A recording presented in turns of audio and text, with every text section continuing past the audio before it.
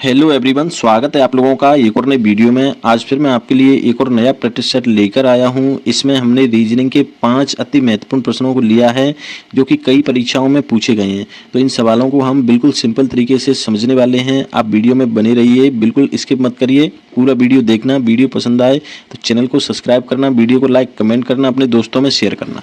ठीक है, तो चलिए पहला प्रश्न देखते हैं। पहला प्रश्न है, नीचे दिए गए 4 समूहों में उस समूह को ज्ञात कीजिए जो दिए गए समूह के समान है। ठीक है, आपको संख्याओं का एक समूह दिया है 13 अनुपात 20 अनुपात 27। ठीक है, आपको बताना है कि जो समूह है 3 संख्याओं का, तो ऑप्शन में से कौन सा ऑप्शन इसके समान है, इसके सेम है। ठीक है, तो आप देखिए पहली संख्या 13 है, दूसरी 20 है, तो कितनी ज़्यादा है? 7 ज़्यादा है, यानी पहली संख्या में 7 जोड़कर 20 आया है। ठीक है, 20 के बाद में अगली संख्या 27 है, तो 20 में कितना जोड़ा होगा? 7। तो तरीका हमें समझ में आ गया, मतलब पहली संख्या में 7 जोड़ा है, फिर दूसरी में भी 7 जोड़ा है। ठीक है, तो हमें ऐसा ऑप्शन देखना पड़ेगा जिसमें +7 होगा। तो पहला ऑप्शन देखते हैं 3 और 11। ठीक है, तो कितना जोड़ा होगा? 8। 8 3 11 होते हैं। फिर 11 के बाद 18, कितना जोड़ा होगा? 7। ठीक है, तो देखो 11 के बाद 18, तो पीछे वाला तो ठीक है 7, लेकिन स्टार्टिंग में पहली संख्या क्या है? 8, जोड़ना कितना है? 7। पहला ऑप्शन क्या होगा? गलत। ठीक है, दूसरा ऑप्शन देखें 18 इधर 25, तो 18 में कितना जोड़ेंगे? 25 आए 7। ठीक है, तो यहाँ पर 7 जोड़ा है। इधर 25 के बाद में 32। ठीक है, तो 25 में कितना जोड़ा होगा? 7। ठीक है, तो दूसरा जो ऑप्शन है वो मैच कर रहा है, यानी 2 बार पहली संख्या में 7 जोड़ा है, दूसरी वाली संख्या में भी 7 जोड़ा है, और हमें क्या करना था? सेम यही तरीका देखना था, +7 कौन सा ऑप्शन सही होगा? बी वाला। आप चाहें तो सी और डी को भी देख लो जल्दी से। 18 इधर 27, कितने जोड़े हैं? 9।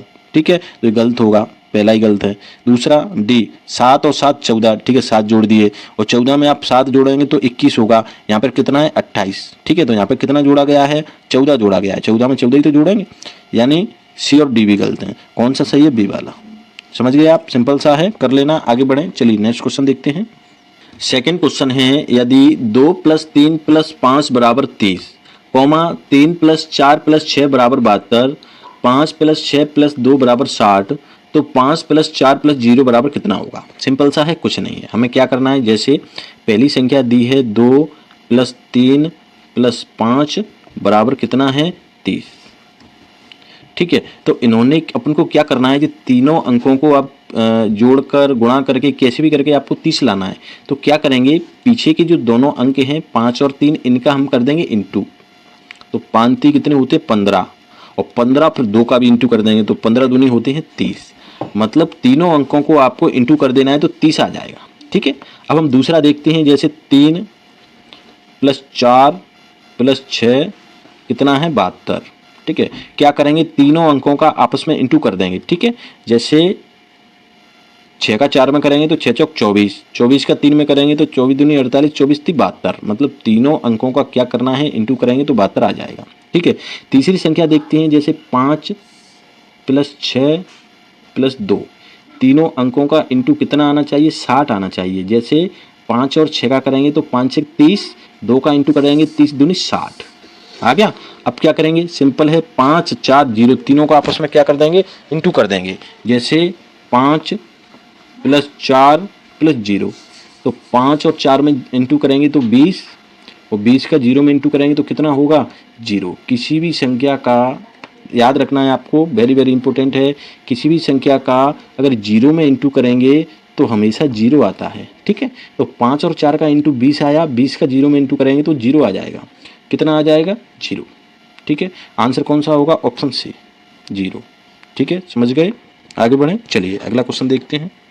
अगला क्वेश्चन है तीसरा, दिए गए समीकरण में कौन से 2 चिन्हों को आपस में बदल दिया जाए कि समीकरण संतुलित हो जाए? ठीक है, आपको ये समीकरण दिया है, आपसे बोला है कि इसमें 2 चिन्हों को आप चेंज कर लेना, मतलब आपस में बदल लेना कि समीकरण संतुलन हो जाए। संतुलन का मतलब होता है, जैसे मैं आपसे कहूँ 4 = 8, क्या ये संतुलित है? नहीं है। क्यों नहीं है? इधर 4 है, इधर 8 है। संतुलित कब होता? जैसे 8 = 8, ठीक है, इस इक्वेशन को हम संतुलित बोलेंगे, मतलब दोनों बराबर। तो जैसे इधर 13 है, इसको सॉल्व करने पर अगर 13 आता है तो दोनों क्या होंगी, संतुलित होंगी। अगर 13 नहीं आएगा तो ये संतुलित नहीं होगी। तो एक बार हम इसको डायरेक्ट सॉल्व करके देख लेते हैं बिना चिन्ह चेंज किए।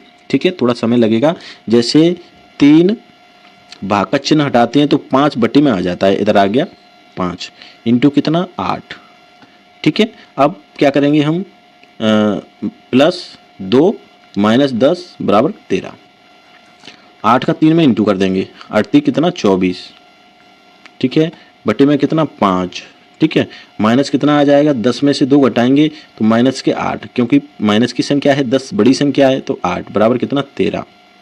इसका आप एलसीएम लोगे। ठीक है, तो एलसीएम कितना आएगा 5, इधर 24, इधर कितना 40 बराबर 13।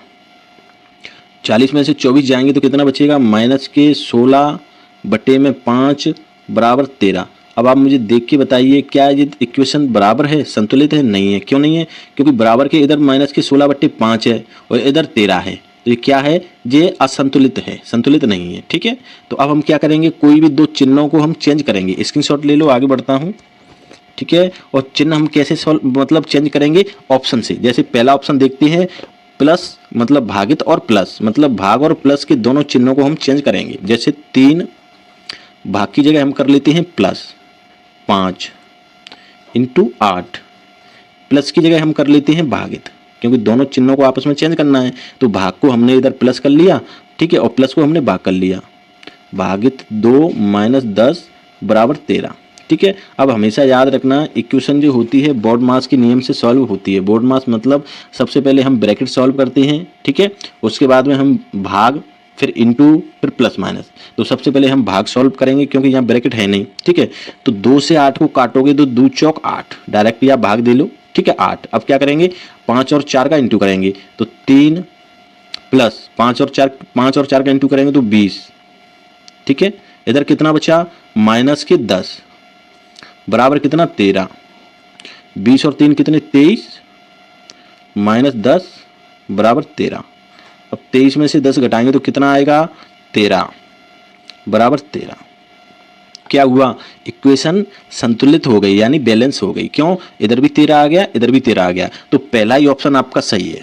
ठीक है, भाग को हमने प्लस कर लिया और प्लस को भाग, यानी भाग और प्लस को आपस में चेंज कर दोगे, इक्वेशन संतुलित हो जाएगी, बैलेंस हो जाएगी। ठीक है, थोड़ा लेंथी सवाल था, आप समझ गए होंगे, करके देखना, सिंपल सा है। ठीक है, आगे बढ़ें, अगला क्वेश्चन देखते हैं।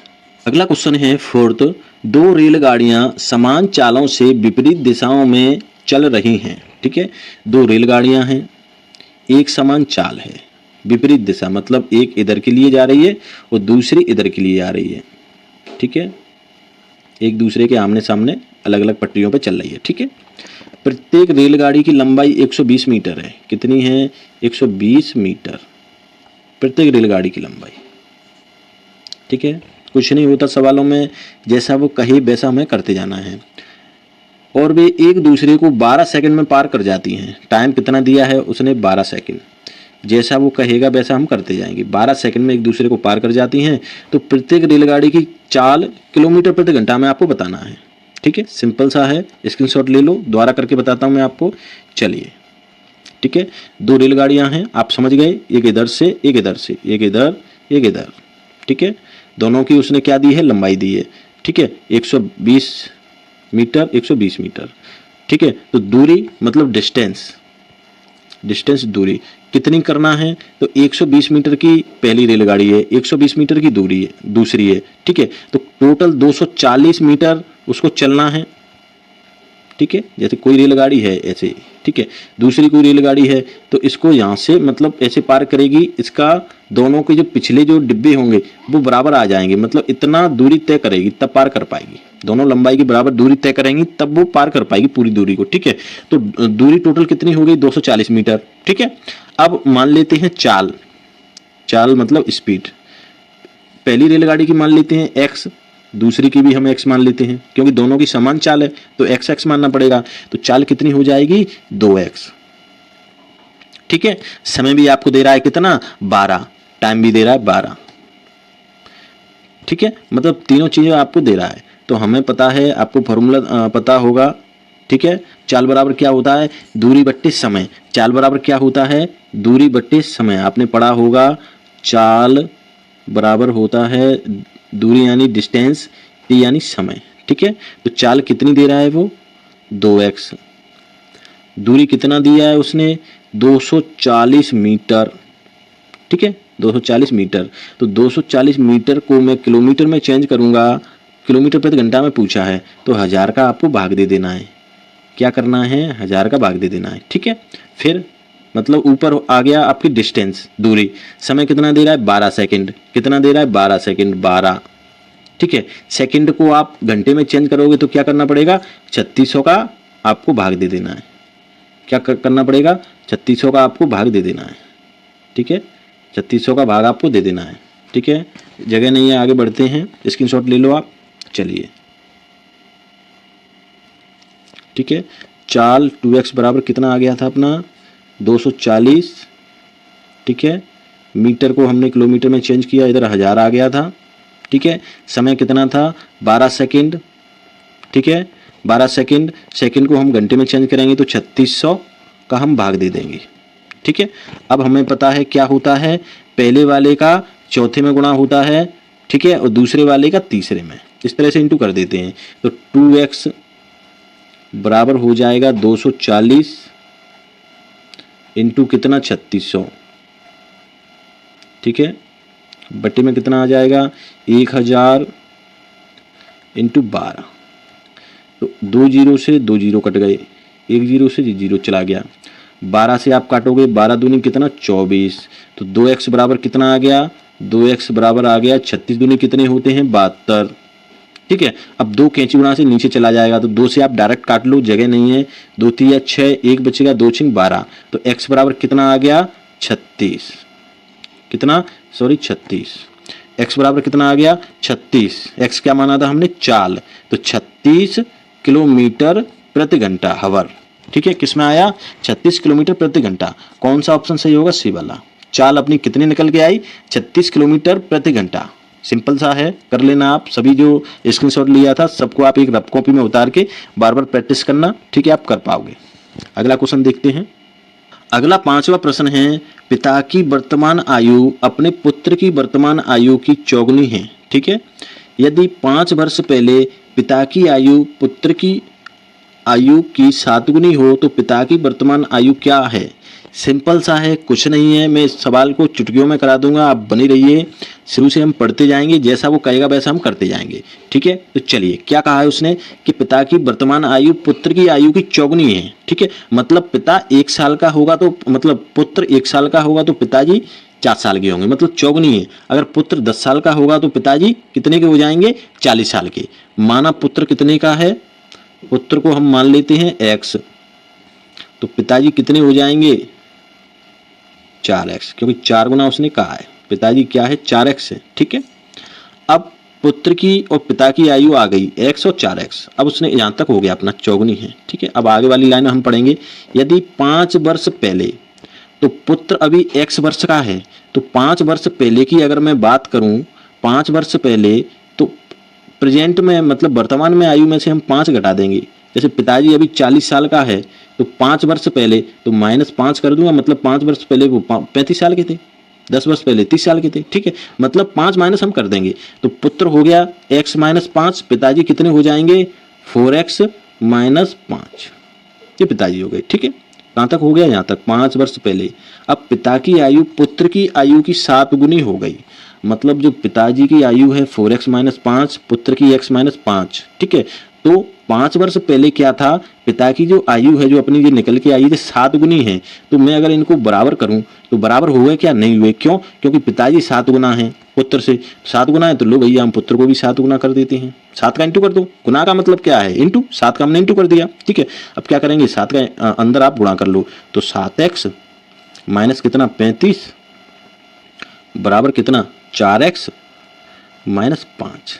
अब क्या करेंगे, x वाले आप इधर ले लो और बिना x वाले उधर ले लो, तो 7x यहाँ पर है, 4x इधर आएगा बराबर के इधर कोई संख्या आती है तो माइनस में हो जाती है, प्लस का होगा तो माइनस में, तो 4x प्लस का है तो माइनस का 4x बराबर 30x को आप उधर ले जाओगे, मतलब 35x को आप उधर ले जाओगे तो प्लस का हो जाएगा 35 माइनस कितने 5।